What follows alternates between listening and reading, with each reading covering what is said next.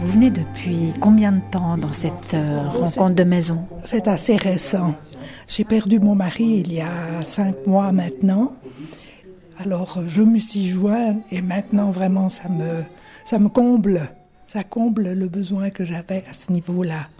Au niveau spirituel ? Oui, au niveau spirituel, bien entendu. Vous habitez tout près ? Oui, bien sûr, dans le village même. Est-ce que ces rencontres ici, ça remplace un peu l'église pour vous ? Oui, parce que je n'avais plus de contact avec l'église, ayant été quelquefois déçue. Mais ça dure assez longtemps aussi, depuis notre mariage avec mon époux. On avait pris nos distances. Et puis, ma foi, moi, il me manquait toujours quelque chose et je suis très heureuse d'avoir trouvé ce partage qui est vraiment en toute amitié, vraiment on se sent aimés les uns les autres. On partage énormément, on peut s'encourager. Pour moi, c'est très important.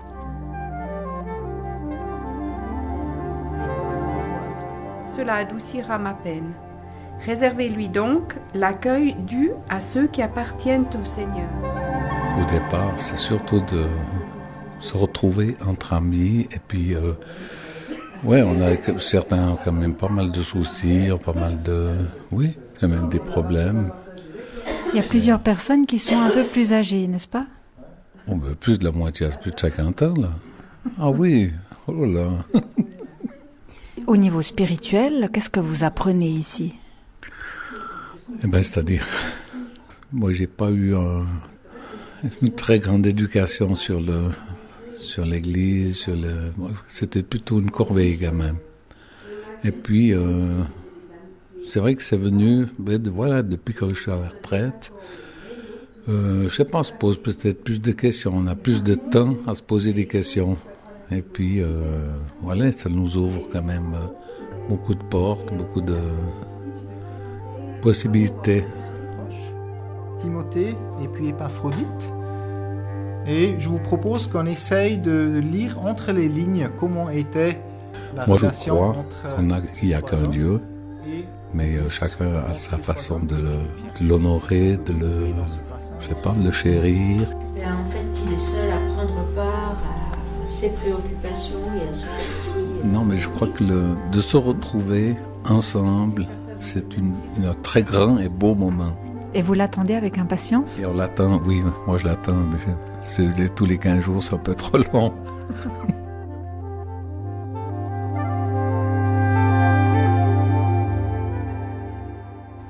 Karine Rappold, on est ici chez vous. Est-ce que vous aimez ouvrir comme ça votre maison pour des moments spirituels ? Oui, beaucoup. Ça s'est fait petit à petit. Puis là, on a le privilège d'avoir l'espace aussi pour pouvoir accueillir les gens. Et puis, je suis une maman avec un enfant petit, donc je suis à la maison. Et puis, c'est l'occasion justement d'ouvrir la porte pour que d'autres viennent quand moi, je ne peux pas aller. Alors, on a notamment un couple âgé, et aussi, un couple âgé qui me touche beaucoup quand ils partagent leur foi, leur vécu de vie. Et puis c'est vrai que ça a une autre valeur parce que ça a des vies qui ont été éprouvées. Et puis c'est vrai que j'aime beaucoup recevoir cette sagesse des aînés, ces encouragements aussi. Et puis en même temps, il y a aussi des personnes plus jeunes qui expriment des réalités différentes et puis des arrière-plans très différents. Mais une personne du groupe me disait qu'en fait, c'est ce qui lui donnait la liberté de se livrer parce qu'on était tellement différents les uns les autres. Peut-être qu'il y a moins de comparaison. En tout cas, c'est une des choses que j'aime le plus dans ce qu'on vit ici, c'est la liberté que les gens ont de partager des choses profondes. Pour moi, c'est l'Église, parce qu'on est des gens qui partageront la foi ensemble et on s'approche de Dieu ensemble. Et puis, j'ai une définition simple de l'Église. Et puis, je crois que dans le Nouveau Testament, c'est aussi un exemple qu'on voit et puis qu'on peut vivre. Par contre, autant j'ai du plaisir à pouvoir accueillir les gens chez moi, autant j'ai du plaisir des fois à aller dans une plus grande église pour louer Dieu avec des personnes en plus grand nombre. C'est une richesse différente.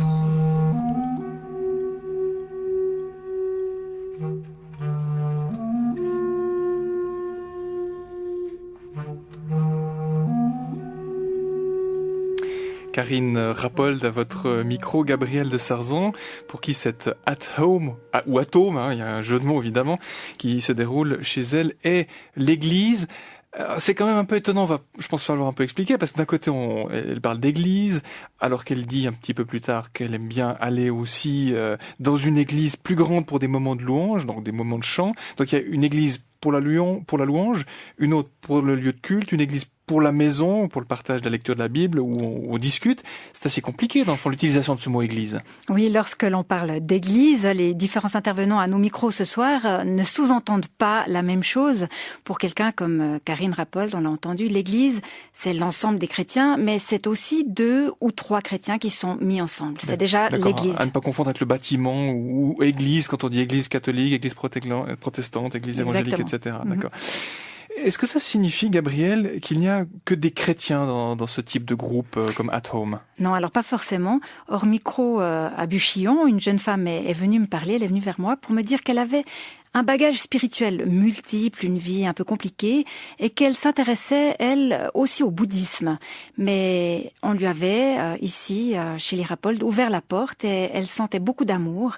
Et ces soirées lui faisaient beaucoup de bien.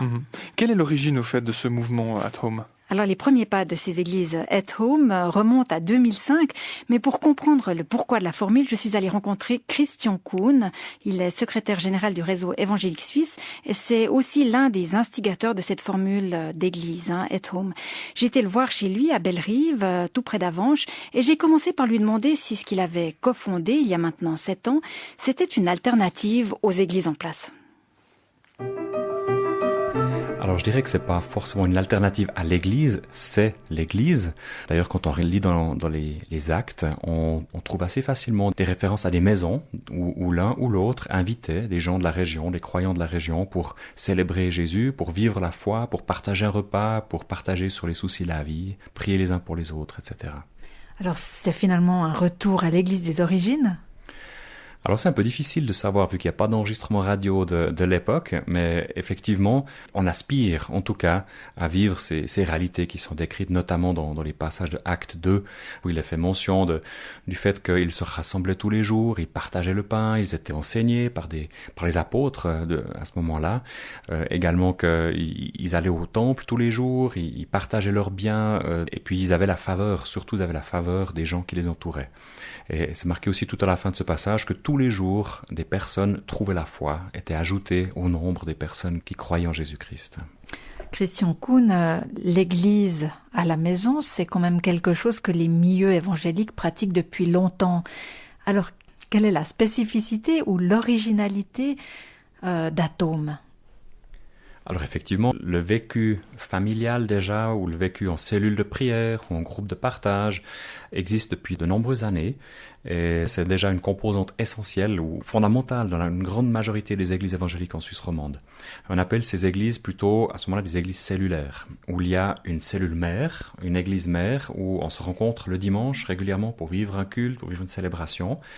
Et on a, après dans les maisons, une fois par semaine, une fois toutes les 2 semaines, une rencontre avec principalement des chrétiens, des personnes qui viennent de l'église, de la cellule mère, pour y vivre quelque chose d'autre, une autre dimension, peut-être de partage, peut-être de prière, quelque chose de plus personnalisé. Et la spécificité d'At Home, ce serait plus de ne plus forcément avoir cette structure centrale, mais d'avoir des endroits qui sont aussi sur le plan financier complètement indépendants ou interdépendants dans le contexte d'un réseau. Et finalement, les personnes qui s'y rassemblent, ce ne sont pas des chrétiens qui se rencontrent aussi à l'occasion d'un culte, mais c'est justement des personnes qui n'ont pas forcément l'habitude de toucher à la foi chrétienne, de comprendre toutes ces choses, et puis ils se rencontrent dans un contexte de maison, de ménage, voilà, de rencontres de salon, pour justement partager sur les questions de la foi. Mais c'est quand même organisé, il y a un espèce de comité directeur, ou est-ce que vous effectuez des visites dans les différents At Home ?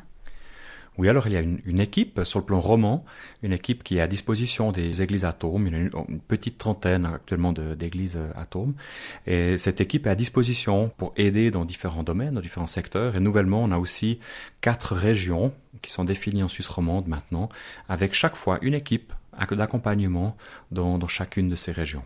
Les équipes sont en train de se développer, mais c'est les personnes qui sont simplement impliquées dans un At Home, qui ont un cœur pour la région dans laquelle ils habitent simplement.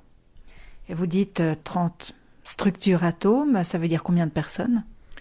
Alors c'est difficile à dire vu que dans l'atome chez nous, à Bellerive, eh bien il y a environ une dizaine de personnes qui viennent régulièrement, mais le potentiel relationnel que nous avons dans le quartier dans lequel nous vivons, et puis dans les quartiers aussi des personnes qui nous ont rejoints au départ, eh bien ça peut être tout d'un coup une cinquantaine de personnes qui pourraient potentiellement tout d'un coup débarquer dans le contexte d'un atome. Donc le fait de chiffrer, c'est vraiment délicat, Et puis, une fois que ça grandit, vous scindez l'atome en deux?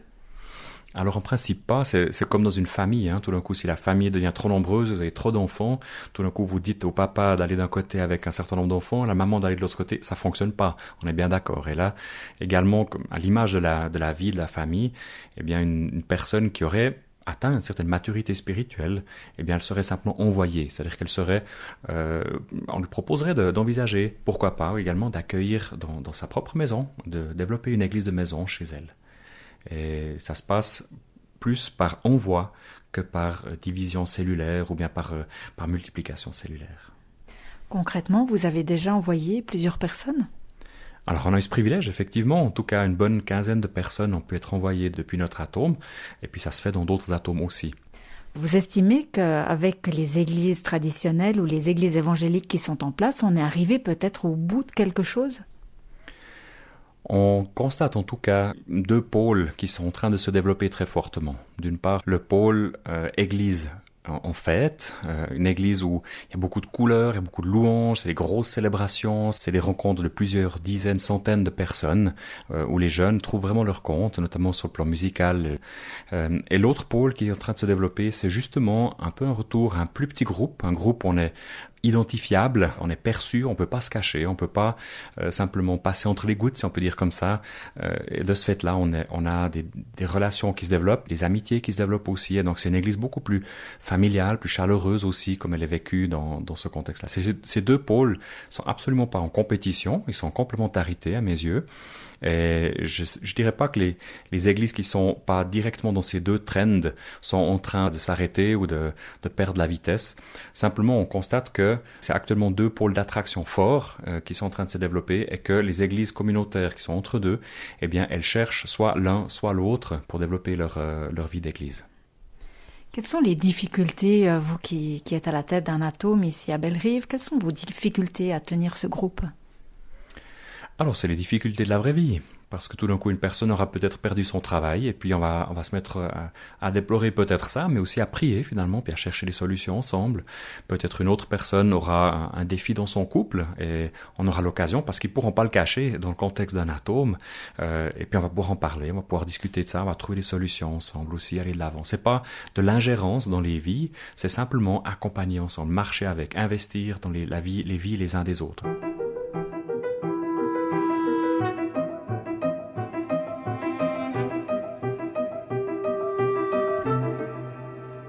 Christian Kuhn, l'un des 4 couples fondateurs avec sa femme du réseau Atome ou At Home. La prononciation évidemment peut varier. Il est également secrétaire général du réseau évangélique suisse.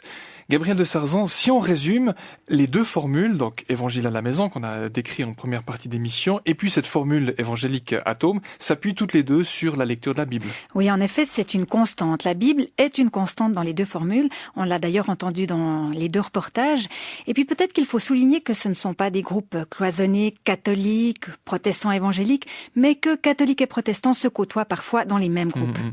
En effet, mais cela dit, il y a une différence sans doute dans l'objectif. Les rencontres évangile à la maison proposent une découverte pure et simple de la Bible, alors que les groupes At Home, eux, proposent plus une sorte d'enseignement. Oui, sur le site même du réseau At Home, cette vision missionnaire est clairement posée. Faire des disciples et puis apporter l'évangile à tous sont des objectifs très clairement définis. Et les deux formules, donc évangile à la maison et At Home, ne se considèrent pas comme des concurrences aux églises en place. En effet, et même si les groupes At Home se conçoivent comme des églises à part entière. Voilà. Merci beaucoup Gabriel. Alors nous arrivons au terme de ce dossier. Sur la page internet de l'émission, vous trouverez bien sûr des liens vers ces différentes initiatives, ces différentes formes nouvelles de vie du christianisme aujourd'hui. Notre page internet rts.ch/haute fréquence et puis notre numéro de téléphone avec un répondeur, le 058 236 60 70, 058 236 60